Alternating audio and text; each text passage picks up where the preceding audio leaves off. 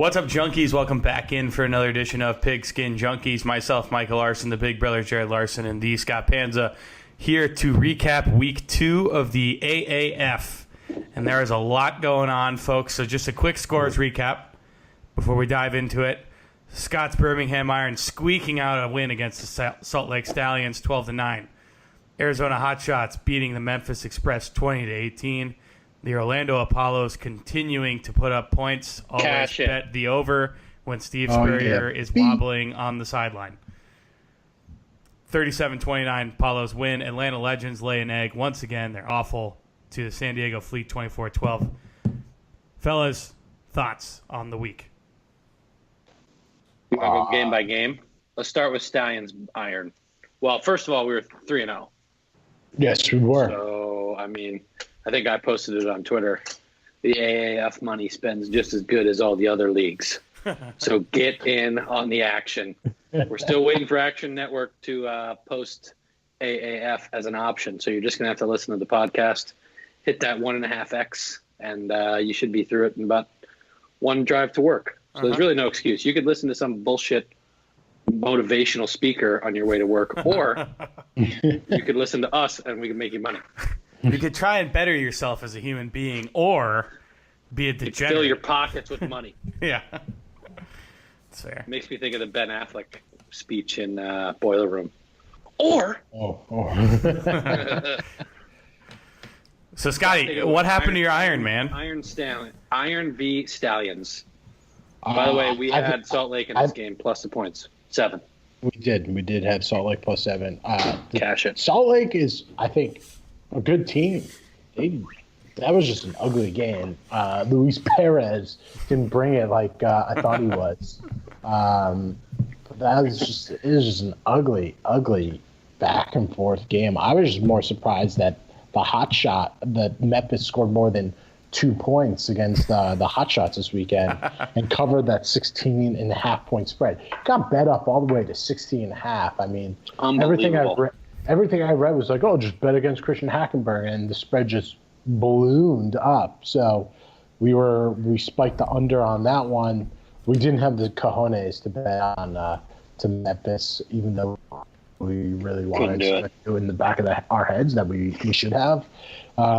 The Apollos just continuing their score fest. The hot take I've been reading this week or just been listening to is the Hotshots are better than the Apollos. I don't know. The Hotshots 0% chance. Memphis by 2.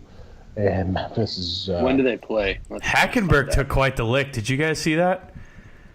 I did not see it. He had a rushing Arizona touchdown. At Orlando, Saturday, March 16th, Scott. Sounds like a road trip to me. Yeah. Sounds perfect. Hackenberg he had a rushing touchdown right when he got into the end zone. He just got rocked, and it was awesome. There's a lot of these guys getting just murked. Yeah. Well, honestly, so speaking of quotes that things make you think of, is it Brom? Who's the Purdue head coach?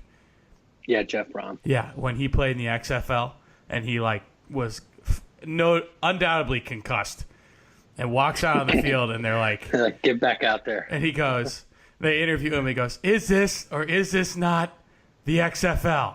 And the crowd just is like, "Yeah!" And he goes, "Do I or do I not have a pulse?" And they all just, "Yeah!" He said, "I want to play football." And I was like, "This is the greatest thing that's ever happened." Micah, what the actual attendees of this game? You and I went to a sporting event one time. What do you think that the fans at these games are most like? That you and I attended together. In Orlando. Indoor lacrosse, the Orlando Titans. Micah and I went to, it's not even pro lacrosse. And these people, Micah played lacrosse in high school, was good, played in college, all these things. So we go to a game. The people in front of us could have given 2 shits, the actual outcome of the game. He's like, "Where is the beer now? And did they get in a fight yet?" Yes. Because that's all I want to see. I'm like, dude, if that's all you want to see, just go to WWE. What? Public service announcement, by the way, all the games are for free replay on AAF.com. You can just click on the recap and it'll replay the whole live game. I'm actually currently watching Birmingham, Salt Lake. Anyone want to take a guess at how many rushing yards the one and only Trent Richardson had against the mighty Salt Lake Stallions? Probably like 7. 51. I'm like, dude, no, sorry, 47. 47. First if you round can't draft rush against that Birmingham- team, like Birmingham's the only team that actually has a dedicated running back, all 3 downs. Everyone else is running back by committee. So, like and it's scat not- back for the But I'll tell you, that defense is legit. That defense is legit. good. I want to see that secondary against the Apollos, because the Apollos got this guy, Charles Johnson, who had a nice cup of tea in the NFL. And, he's looking pretty fierce out of the gate and probably making his way to some OTAs or some trials this year back in the NFL. There's definitely room for him because they're, the Lions, what were they trotting out at the end of the season last year? Did anyone see Week 2 AAF ratings? I have Because not. I haven't seen them. That's where The crowds were empty. The crowds were absolutely empty at these games. The Birmingham Stadium must have been 15% full. One, and there's some trouble in paradise here. I actually saw this. I don't know if you saw it today, Jared, but the Orlando Sentinel reporting that the Apollos will start practicing in Georgia because of Florida's workers' compensation laws. What are the worker compensation laws? Scott, for the record, Georgia is roughly a 3.5-hour drive. Yeah, that sounds. So what are they going to drive up there, practice, stay? Well, all the money's going to be coming in on the Apollos, so we may have to take advantage of this somehow. Ooh, yeah. All right. So actually, top 50. So here we go. Cable telecasts. Yeah, no good. It was worse than Dragon Ball Super on Adult Swim. It appears slightly better than All Star Motorsports, and worse than Deadpool 2 on HBO. Some So smart great first week, awful second week from the AAF. Maybe that has something to do with why they can't make their payments. We'll get to that in a second. I'll recap the games here real quick. Birmingham, I agree with Scott. I think their offense is putrid, but the defense is really good. I think we nailed the Memphis-Arizona game. We bet under. I said I have no interest. I certainly want no part of laying the what was 16 with Arizona, but I can't get to the window with Memphis. They jumped out to a pretty big lead. But I still think Arizona is probably the best or second best team in the league.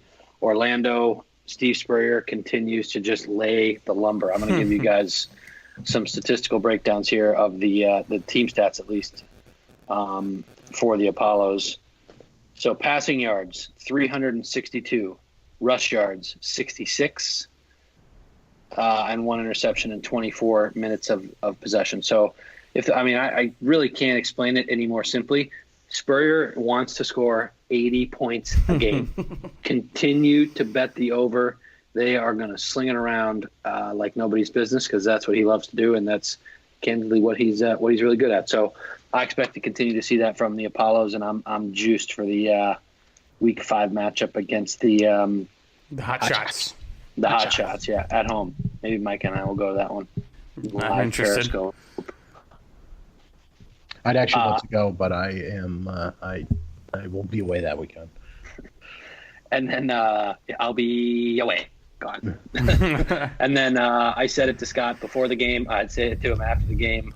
Atlanta Legends, San Diego Fleet, 2 worst teams in this league, and it's really not close as far as I'm concerned.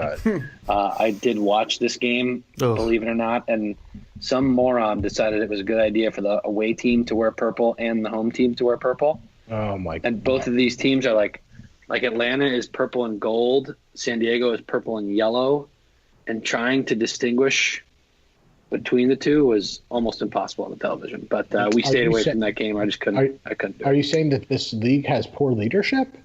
Are you sure? Have you gotten that email back yet, Scott? I sent another email to pr@aaf.com this week, and it was the day that they got sold.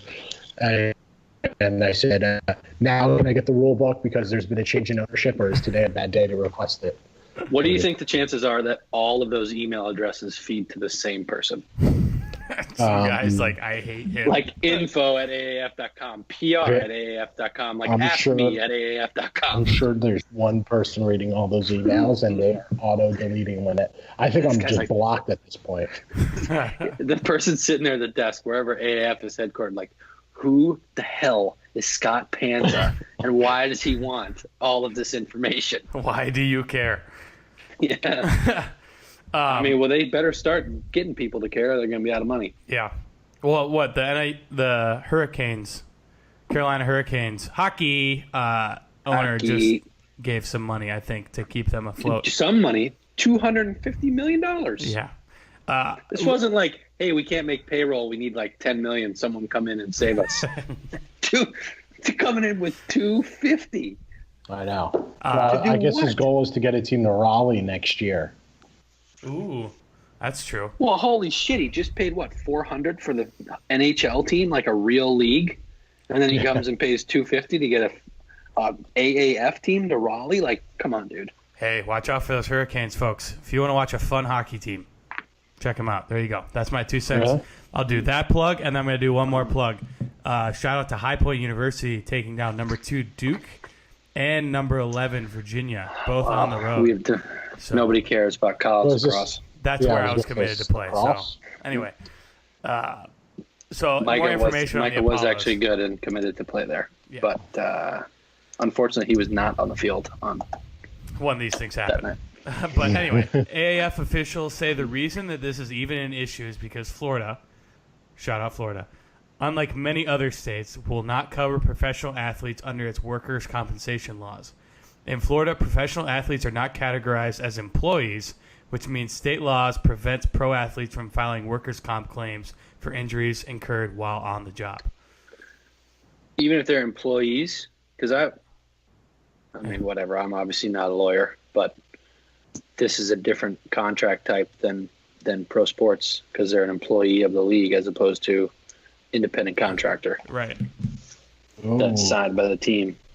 Mm-hmm. I don't understand the gap there, but again, not my cup of tea. Maybe we'll get Charlie Kramer LLC on the CPDA to let us know what's cooking over there. Mm-hmm. So no, I don't get it. I mean, candidly, it scares me if you need that type of capital infusion on week 2, how long this league is going to be around. Mm-hmm. Good news is they'll get through at least 1 year. We'll get back to the NFL, and then even if they shit the bed, then we have XFL for next offseason. Yep. I think the best part is this is such a case study for the XFL next year, and what they already have their previous one from the first go around, and now this, so they should be learning some important lessons from all this nonsense. I think the first and foremost, hey, maybe you want to partner with FanDuel and DraftKings so they can have real spreads. And B, have daily fantasy because, people kind of like that stuff and kind of gets viewership. But if you're not even going to have that, I mean, the only daily fantasy site is something called FanBall, and it's like $10 to win in some of these tournaments, like $100. So that's really going to get eyes. And not going to get the juices flowing, baby. That's exactly. So I cannot believe it's not already on DraftKings and FanDuel. I don't know how it's been omitted. It just seems like such an oversight. And then ESPN and Yahoo doesn't have any fantasy at all for it. So just another thing is every avenue that gets people into football or the casual fan to want to watch the sport, you don't have anything to support it. So I'm not surprised. Yeah. I can't even get an email back, but it seems like that should have been your first point of action. And I was going to say, and I think that's further emphasized by week 2 ratings. Is like week 1, you have some of the novelty. There was a lot of press. It had a good rating. And then week 2, it's just kind of like run-of-the-mill stuff. And why people watch the NFL is because they can bet on it, or they can play fantasy on it, or they have some type of friendly wager. So if none of that is around for the AAF and or difficult to get, the league's just not going to catch on. It's very simple because the football is not that good. I mean, it's all right. And as I said, I think it's kind of a mid-grade college level, but I would say Micah and I obviously love watching college football because we have an emotional interest. But someone like yourself who has no emotional interest in a football game, you're like, what am I doing this for? This is stupid.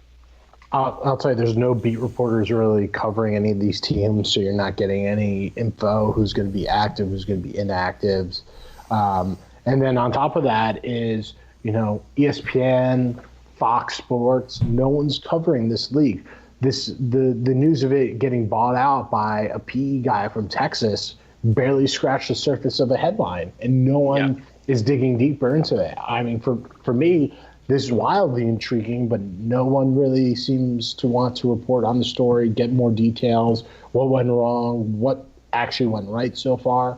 So you're not going to get the casual fan to be watching the league, and it's unfortunate because there's really not a lot on TV on weekends right now. A lot of pent-up demand. Exactly. So it's the college perfect time to have not it. tickling your fancy, Scotty? No, no, it is not tickling my fancy. Unfortunately. You're trying to think of something to say, and you're just like, yeah, no, just no. Maybe no. Nope. But how about a couple hot takes that I saw this week in the NFL? Colin Cowherd saying today that Russell Wilson potentially to the Giants. I don't know. I can't imagine Seattle letting him walk, but no way. Maybe they just want to. What's he under contract for? One more year? Yeah, this is his last year on his contract. But is he really going to bolt out of Seattle for the Giants? I don't know. That seems that roster is loaded. Yeah.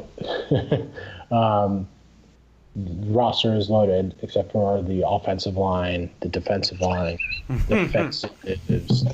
skill players maybe. Yeah.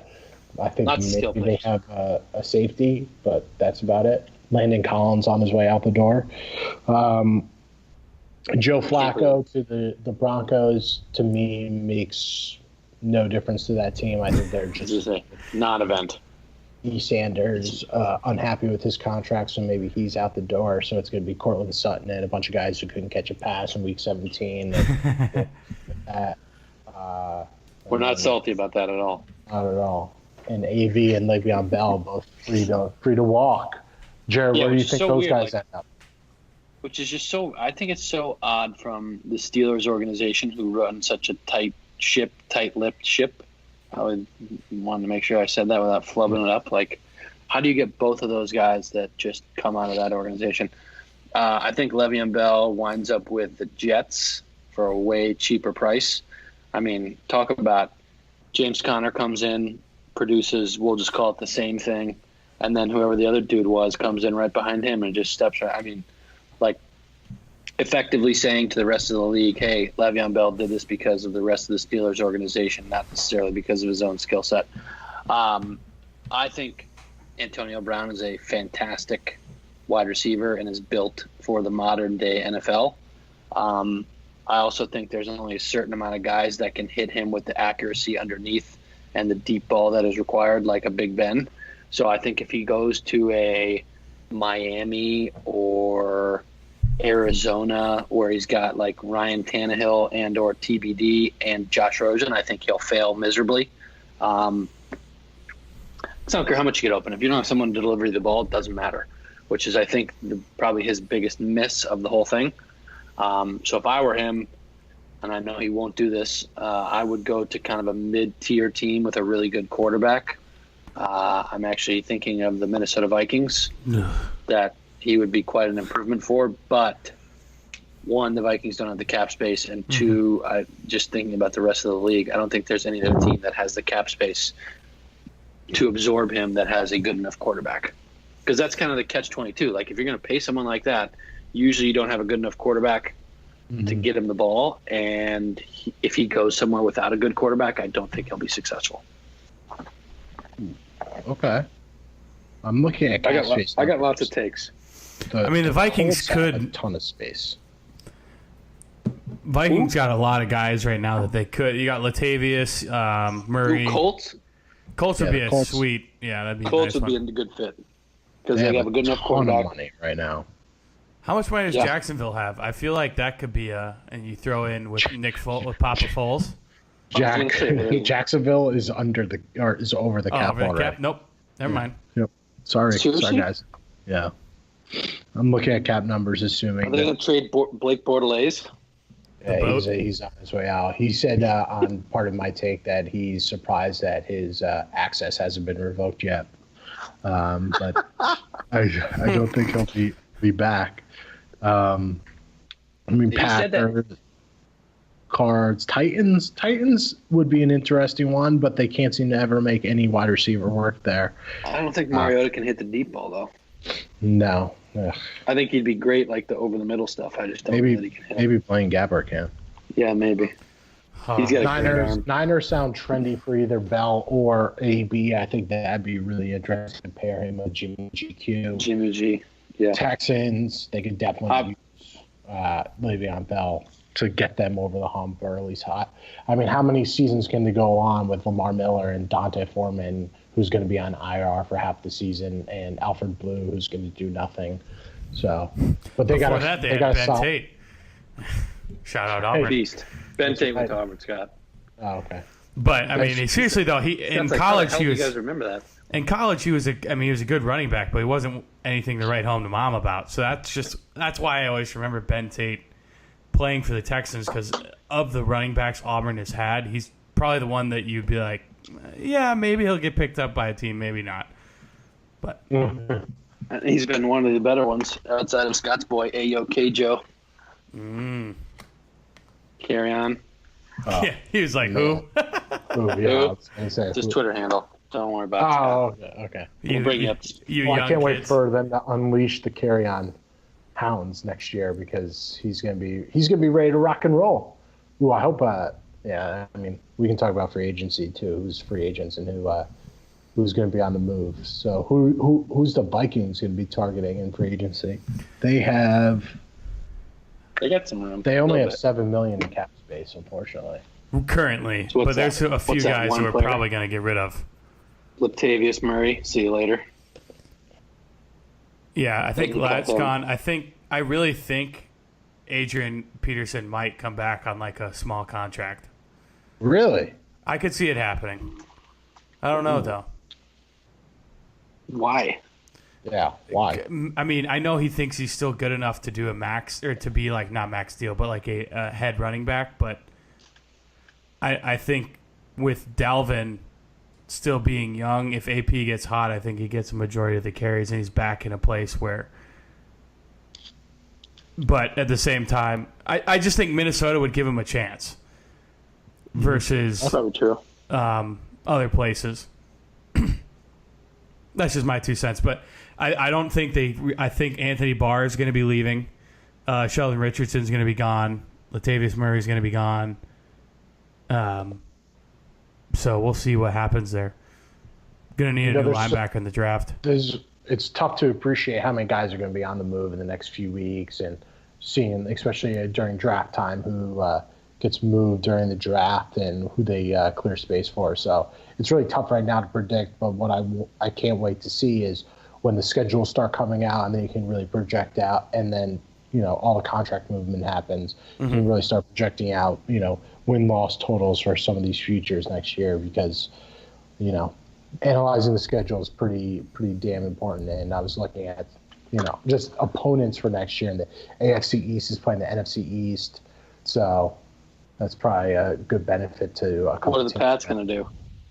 I mean, the Pats got a pretty stacked schedule, but they play the Giants, they play the Skins, they play the Cowboys, they play the Birds, the Eagles. I mean, their schedule, pretty They're stacked. about to revenge just throttle the Eagles. They're going to win by 100. But then they're going to play the Chiefs. They're going to play the Browns. They got a decently tough schedule next year. But seeing They got what- Tom Brady. You got Tom Brady, exactly. But then just looking at teams that are, who were in fourth place this past season, like a Denver may have a little bit of a softer schedule, and you get some. Yeah, but they value. have Joe Flacco at quarterback, so they're fine. So they're elite. No. They're so bad. He's so bad. Guy cashed the ticket. He made the ultimate bet on himself and just crushed it. Yeah. 100%. I'm not convinced he's better than Case Keenum, and I can't wait to see where Case Keenum ends up. It seems too perfect that he's going to be a Jacksonville Jaguar. Actually, when he was out on the Nick Foles sweepstakes, because Foles goes to the Skins to exact revenge on the Eagles. You think so? Yeah, I'm not saying that's going to happen. You don't think Alex Smith is going to make a great recovery? I heard that he's out this year. He's already out. That guy's got to be done for career. Like, hang him up, bud. How old is he? 34, 35? He's got to be up there. Yeah. Coming back from that, that's hard. Oh, that was brutal. But he is 34. 34, nice. That old Utah team with Urban Meyer. With Urban. Yep. Coach Urban. The Urban legend. Where's Timmy T? Get Timmy T back in there. Spurrier trying real hard to get Timmy T. Did you see Spurrier said he said that the Alamo Dome was louder than it ever was at Rocky Top? Yeah. Freaking awesome. The guy will throw jabs at still Tennessee trolling until he dies. 20 years later. Yeah. Guy would I love it. Having him mic'd up is I have watched the game just for that. Yeah. The guy he could choke on a steak and be like, oh, that was like that drive against Tennessee in 93. And you'd be like, okay, man, you almost died. But sure. So let's get in. Boy. Yeah, I love that. He can't walk. It's terrifying. You saw it. Jadavian's no longer on the team. So we're going to get into picks for this week. I think we'd probably have you guys had your chances to analyze. Oh, yeah. I don't think we have lines. No, I have lines. All right, Scotty, read them out. So, they come out first today? game, Arizona Hotshots is at the Westgate right now. Arizona Hotshots minus 4.5 at Salt Lake Stallions over under 46. Memphis Express at Orlando Apollos minus 15.5. Holy shnikes. That sounds right. I'd have said 16. That is 40. Total? 45, yeah, 45.5. Birmingham Iron at Atlanta Legends over under 40. I have a strong win on that one. San Antonio Commanders at San Diego. What's the spread? Birmingham and Atlanta. Oh, Birmingham minus 6.5. Oh. And San Antonio Commanders at San Diego Fleet minus 2.5 over under 43.5. Ooh. Yeah. All right. So Arizona Salt Lake, Scott. Any thoughts? Oh, so Arizona. I think Salt Lake. It's going to be a tough place to play. Let me gobble up those 4.5 points. I'm not going to touch that over under just because of the weather. But I like the Stallions. I think they looked pretty good last week and just got kind of, done in by some ugliness late in that game. That was an ugly ending to that game. I was struggling to watch it, honestly. I agree. Give me the Stallions. Give me the 4.5 points. Is this at Rice Eccles? Yes, it is. University of Utah Stadium, 1 o'clock local time. It is going to be cold, cold, cold. Yep. This is Salt Lake's home opener. I think if they're going to have fans, they will show up to this game for all the reasons mentioned previously about the novelty and kind of new team in town and all that fun stuff. So I will also take the Stallions catching the 4.5 against Arizona. No opinion on the total because I want to see what happens with some of this extreme weather. Yeah, I'm siding with you guys on this one. I think when the three of us are together, it's good. I think I think Jared, you hit the nail on the head. All the Mormons are going to come out. They're going to check out this new team, and that's not a mean comment. That's not a mean comment. It's just that's where pretty much all of them live. Okay, it's just facts. So if you're Mormon, I apologize. If you are a Mormon and you subscribe to this podcast, please let us know on Twitter. I'm quite interested to meet you. If you're a Mormon and a girl, you're the winner. You're going to be on the show. Everything we do and say goes against the fundamental nature of who you are, yet you still subscribe. So please tell me. Yes. So thank you. One thing I noticed this week that's very interesting is 3 of the games, it's 2-0 versus 0-2, and then the 4th game is 1-1 versus 1-1, which I think is very interesting.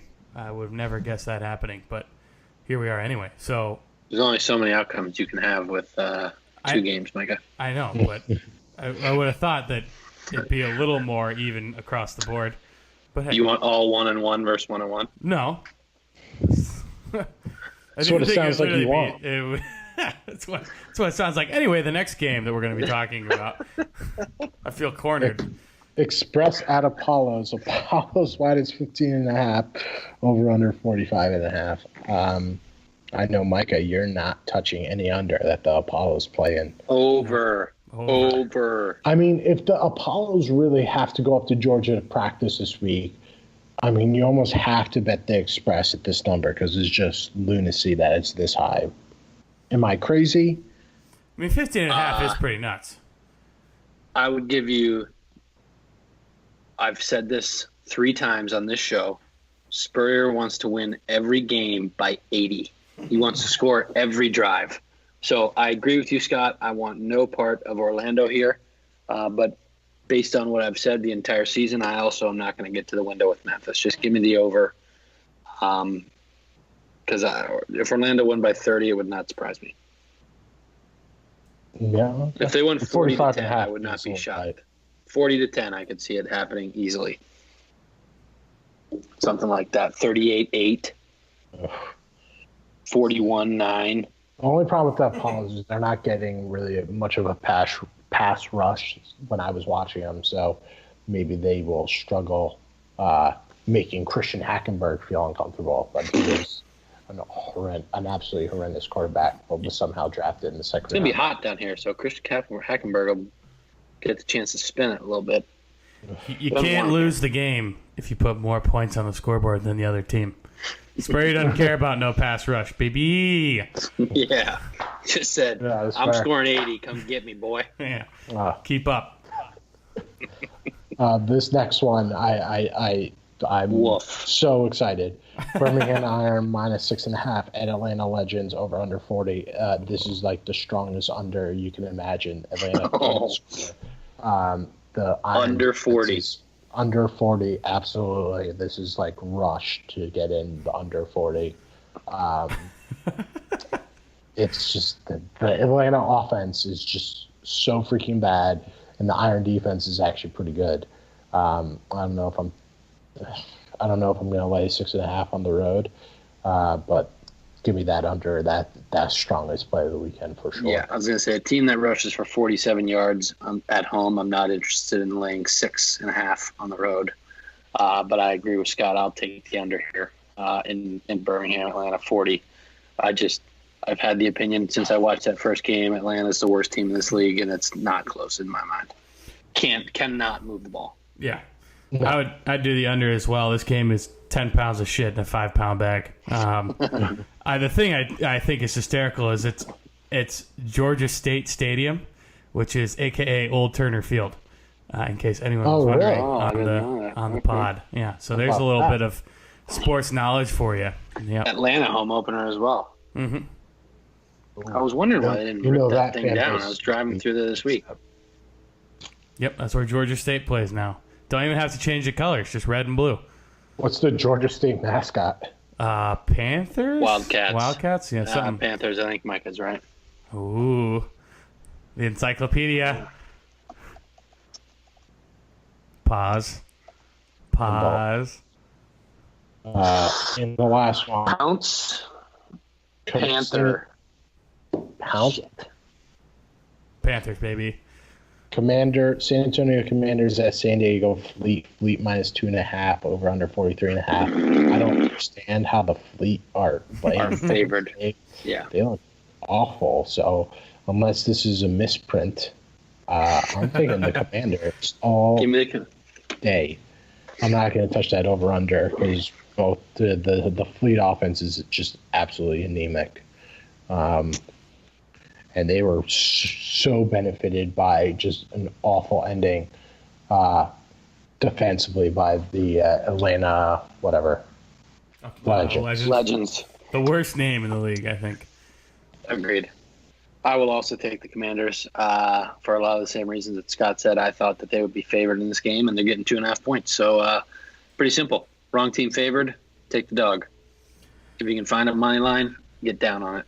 God, I'm really putting our threes a party theory to the test here this week. Well, no new group thing here.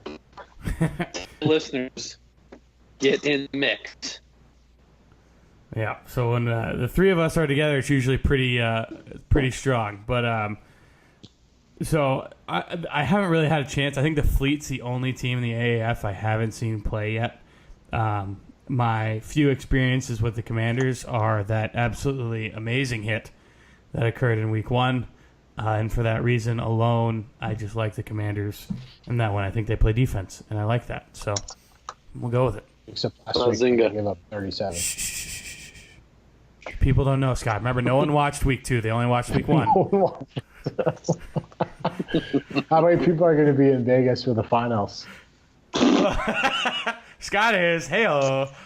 I don't know. How many Unless the people think that AAF the gets final- back to my email. Are the finals Fire Festival round 2?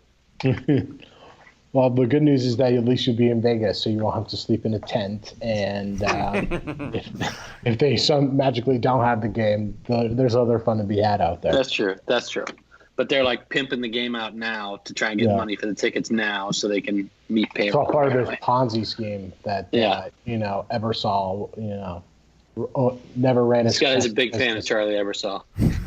I mean, who is he to run a football league? Never had a successful venture in his life, but was going to magically create $1 billion technology business out of this football league.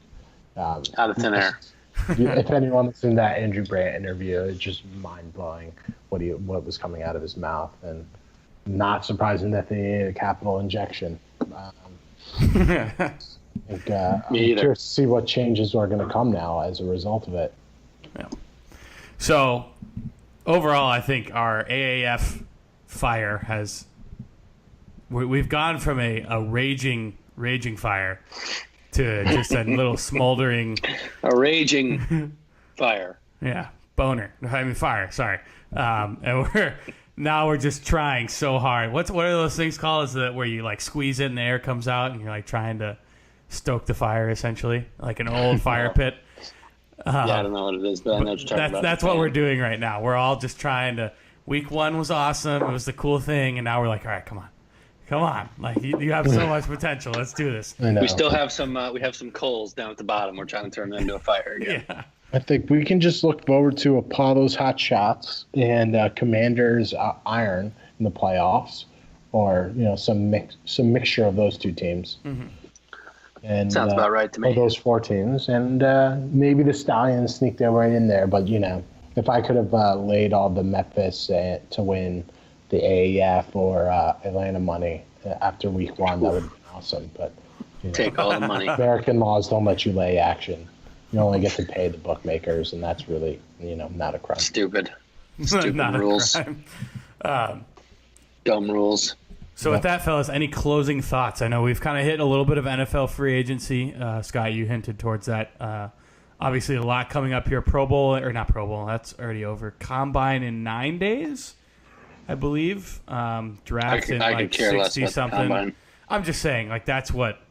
We're talking about things that we are pigskin junkies. We're talking about football, so things that get football people through. I'm pumped for the season. draft. I'm getting pumped for the draft. I will not watch 1 second of the combine, but I am pumped to see who goes where. I'm pumped to see where Kyler Murray ends up and Dwayne Haskins and what happens in the draft for sure. But will not catch me watching the combine. That's just But is Kyler Murray going to throw in the combine, guys? I mean, this is big things. I can't imagine. If I was him, I wouldn't. That's what I just don't understand. How does throwing at the combine, and after you've had all this game tape on a player, how does throwing at the combine make any difference in your evaluation? It doesn't. 7 balls, Someone like tell me. in between 10 dudes, doesn't matter. This is why, Christian, I'm sure there's a reason, and Christian Hackenberg gets drafted in the 2nd round. So, Because he can throw it far from his knees, dang it. Or wait, DeMarcus Russell, was he 4th overall pick? You should see his Numero shuttle uno. times. Oh, he was number 1? Yeah, number 1, yeah. That purple See giant. shuttle times, dude, off the world, off the charts. Since you run the shuttle so frequently in the NFL. Hey, someone watch that Tom Brady, combine video, please. Him shirtless. Shirtless, arms out. Him still shirtless. His 40-yard dash hurts me. His form, everything. I'm like, he just looks so unathletic. It hurts. Big, baggy, white T-shirt. Phenomenal. Loved every single second of it. But this is what bosses do. That is what bosses do, because now he wears PJs that actually fit tighter than that cotton T-shirt did. Hey, that's not an insult. It's just the way style has changed. These are facts. Straight facts, homie. That's a Randy Moss reference right there. Also, Scott, let's see if you get this reference, and then I'll close it. Would it be fair? What if we start calling the Salt Lake Stallions the Wild Stallions? I don't get that reference. No? Jared's favorite movie. My sister and I were watching this in Wyoming one time, and he was like, "Why are we watching this crap?" Bill and Ted's Excellent Adventure. I'm usually really good with the movie references, but that is one of those movies I have not Stupidest. Save your 3 hours of your life. Young Keanu. Stupid. Dumbest shit on the earth. With that, though, Junkies, there's your movie trivia. We talked lacrosse. We talked hockey. We talked football. We talked AAF. We talked free agency. We talked combine. And we talked Tom Brady's pajamas. Thank you so much for tuning in. We appreciate it. We're out of here. See ya.